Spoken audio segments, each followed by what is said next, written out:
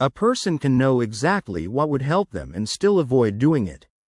They postpone the phone call, skip the difficult conversation, ignore the bill, or delay the workout. The strange part is not that they lack information. The uncomfortable truth is that the brain often chooses quick emotional relief over long-term improvement.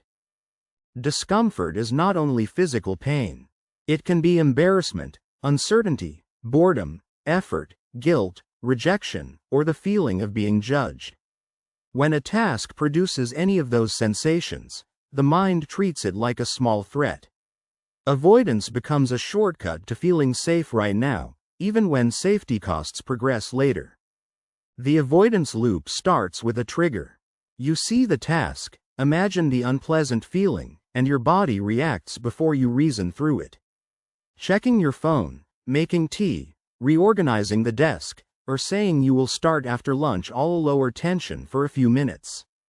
That relief teaches the brain to repeat the escape. Imagine someone who needs to email a client about a mistake. The email itself may take 6 minutes. But the imagined discomfort feels much bigger. What if the client is angry? What if I look incompetent? So the person avoids the email, and the problem grows from a small correction into a day-long mental burden. The brain also avoids discomfort because it loves predictable rewards. Scrolling, snacks, gossip, and low-effort entertainment give quick feedback. Hard actions usually reward you later. Cleaning a room, studying, apologizing, or exercising may improve life, but the reward arrives after effort. Avoidance wins when the immediate reward is louder. Discomfort avoidance is not laziness in a simple moral sense. It is often emotion regulation. The person is trying to change how they feel, not just what they do. That is why telling someone to just be disciplined often fails. The real work is learning to stay with the feeling long enough to act anyway. A second example is exercise. Many people do not avoid fitness because they hate health. They avoid the first 10 minutes, changing clothes, feeling weak, sweating, or realizing they are less fit than they want to be. Once movement begins, the discomfort often drops. The hardest part is usually crossing the starting line. Perfectionism can hide inside discomfort avoidance.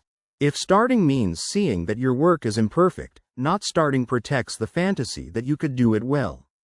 A blank document can feel safer than a rough first draft. The blank page does not criticize you, but it also never becomes anything useful. Avoidance can also protect identity. A student who never studies can say, "I failed because I did not try." That hurts less than trying hard and still struggling. In this way, discomfort avoidance keeps a person away from painful evidence. It saves pride in the short term while stealing feedback in the long term. The cost is that avoided discomfort usually charges interest. The ignored message becomes a conflict.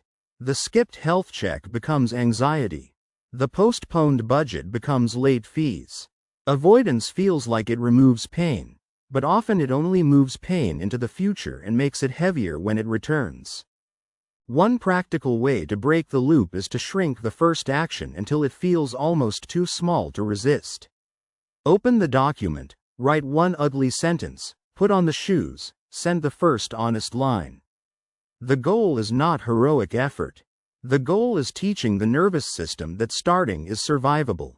Another tool is naming the exact discomfort. Instead of saying, "I do not feel like doing this," try saying, "I am avoiding possible embarrassment," or "I am avoiding boredom for the next 20 minutes. Specific naming reduces the fog. Once the feeling has a name, it becomes an experience to carry, not a monster to obey.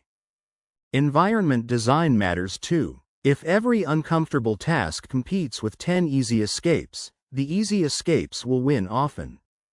Put the phone in another room before studying. Keep walking shoes visible. Write the difficult email before opening social media. You are not weak for designing around temptation. You are being realistic about attention. Support can change the emotional weight of discomfort. A person who avoids medical appointments may finally book one when a friend sits beside them. Someone afraid of budgeting may start when the first step is simply opening the bank app with no judgment. Co-regulation often turns a huge inner threat into a manageable task. The healthy goal is not to become someone who loves discomfort. That is unrealistic. The goal is to stop treating discomfort as an automatic stop sign. Some discomfort is information, some is warning, and some is simply the price of growth. Wisdom is learning the difference before running away. A useful question is, what will this avoidance cost me by tomorrow, next month, or next year? That question moves the brain out of the immediate moment. It does not magically make the task pleasant, but it makes the trade-off visible. Visible trade-offs are easier to choose than invisible ones. Progress often looks ordinary. You make the call while still nervous. You clean for 5 minutes while still annoyed. You apologize while still embarrassed. The feeling may not disappear first. In many real situations, action comes before confidence, and confidence grows afterward because you proved you could survive the feeling. Humans avoid discomfort because the brain is built to protect the present self quickly. But a meaningful life repeatedly asks the present self to tolerate small discomfort for a larger future. When you understand the loop, you can stop judging yourself as broken and start training a different response, one small action at a time. Avoiding discomfort becomes a problem when the short-term relief trains the brain to escape faster next time. A person avoids a difficult conversation and feels calmer for the evening.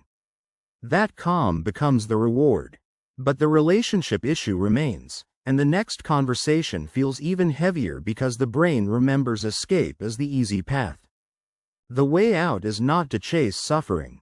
It is to practice tolerable discomfort in small doses.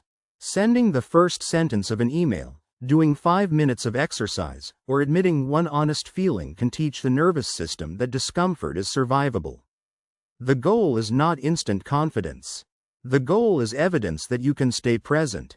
This is why self-compassion matters. Shame often makes discomfort feel dangerous, because the person is fighting both the task and their own self-judgment. A calmer approach sounds like, "Oh, this is unpleasant, but I can do the next small part."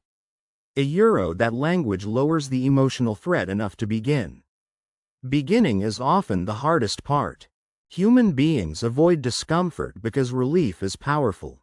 But growth usually requires learning which discomfort is harmful and which discomfort is useful. Fear, boredom, embarrassment, and uncertainty do not always mean stop. Sometimes they mean the brain is meeting something new. The skill is not loving discomfort. The skill is not letting every uncomfortable feeling become the decision maker. A useful daily test is to notice the first moment you want to escape. Do you reach for the phone, delay the message, blame your mood, or look for a perfect time? That moment is the training point. Staying for one small action teaches the brain a new lesson.